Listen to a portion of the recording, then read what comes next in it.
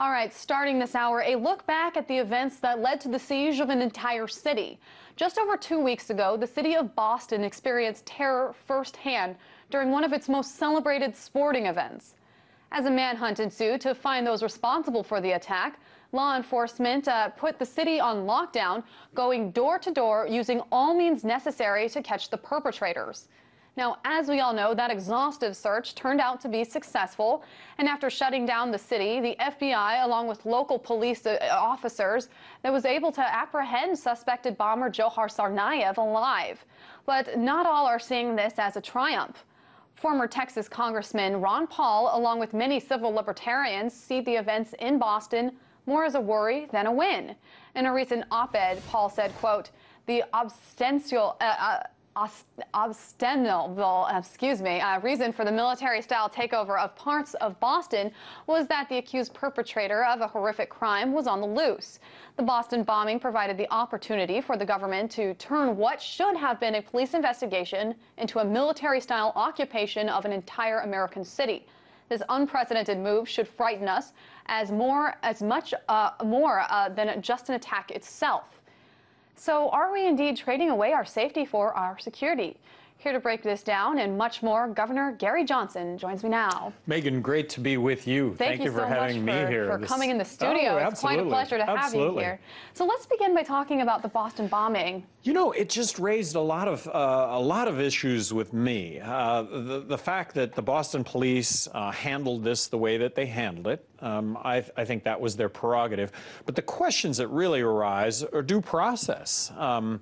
Who was looking over the shoulder of the police to determine if, in fact, what they were doing was constitutional? And of course, it is, well, what they're doing was legal, and this is because of the Patriot Act. You know, Fourth Amendment of the Constitution, due process. Who's looking over the shoulders of the police to determine if what has gone on is lawful, meaning constitutional? Well, the Patriot Act throws all that out. So, and then it raises questions about drones, drone surveillance. Those that said, well, gosh, we could have unleashed drones in this situation. Well, no, you can't, because who then looks over the shoulder of the operator of the drone that ultimately may pull the trigger? And then you start talking about militarization of drones, meaning armed drones or surveillance drones. And as long as there's due process, that's the real key here.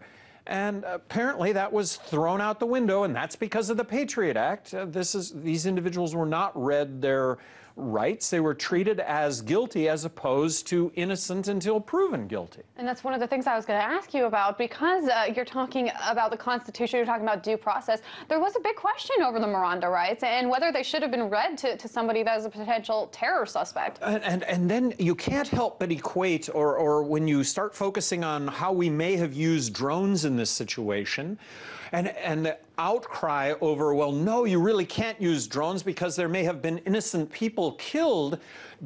Why can't we make the connection with what we're doing overseas with drones and the fact that we're killing innocent people overseas? And that's one of the reasons why the United States is so vilified for its military interventions. Well, let's talk about drones for a second. You have up-and-coming libertarian Rand Paul, who on one hand is holding these epic filibuster to actually get more information about drone surveillance. And on the other hand, you have him going on to Fox Business News and saying that it doesn't matter to him if a person shoots somebody in a convenience store and we use a drone to take that person out. So talk about this juxtaposition between his libertarian views and yours. Well, having a drone for surveillance, when there is due process, when there's a judge that says, yes, very quickly, yes, we need to send a drone into a situation like this for surveillance.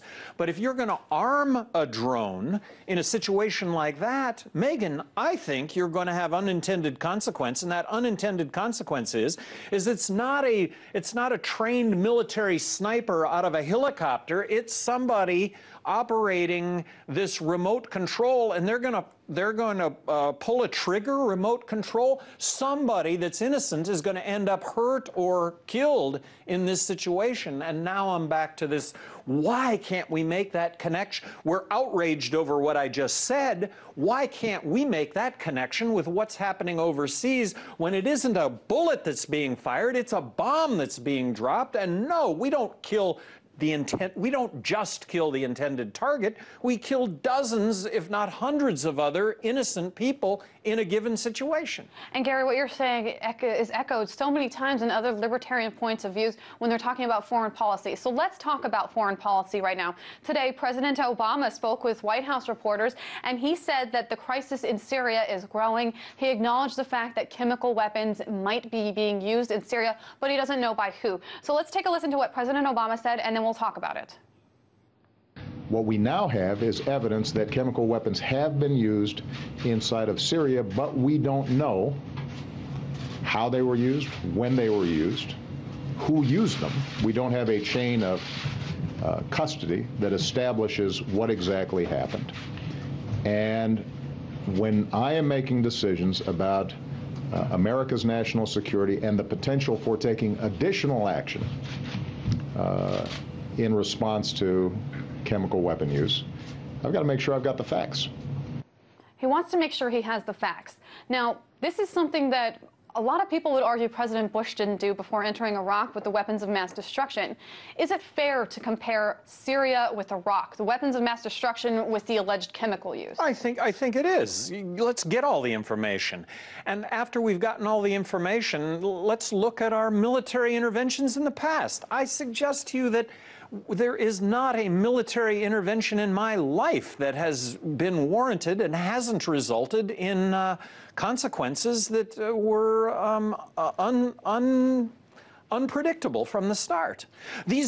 Our military interventions have resulted in hundreds of millions of enemies to this country that, but for our military interventions, I don't think would otherwise exist. So you're talking non-interventionism. Does it ever come to a point, because right now what we know in Syria is that at least 70,000 people have died in this civil conflict.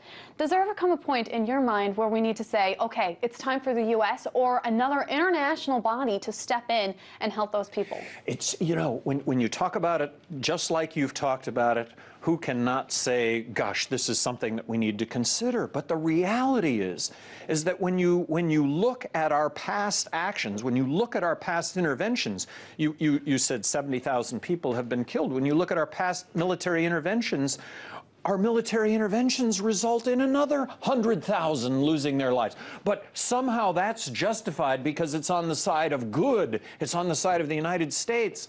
And I'm being facetious. I'm being facetious. Our military interventions don't end up improving these situations.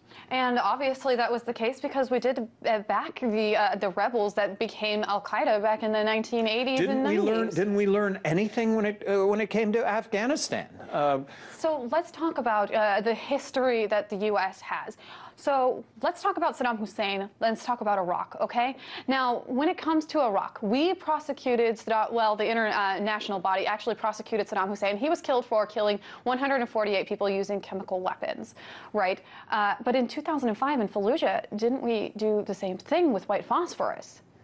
Well, I'm not familiar with that particular situation that you're talking about, but it is hypocrisy. It's absolute hypocrisy. The fact that our military interventions are okay, that the foreign despot that we're now promoting, taking over from the foreign despot that we didn't like, ends up being somebody we don't like in the future.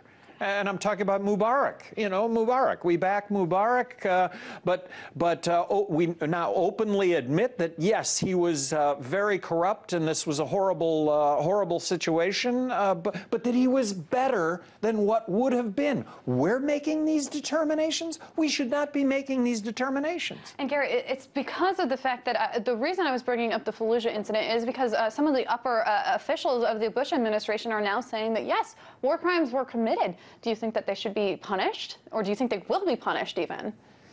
Well, they should be punished. War crimes should be punished. No one is immune from liability of breaking the law. What about the Bush administration? Well, in this case, if the law was broken, there should not be immunity from that kind of prosecution, ever. So let's talk about Guantanamo Bay. Obviously, you're against Guantanamo Bay. We know now that there's a hunger strike going on. Well, what I'm against, Megan, is arrest and detainment without being charged.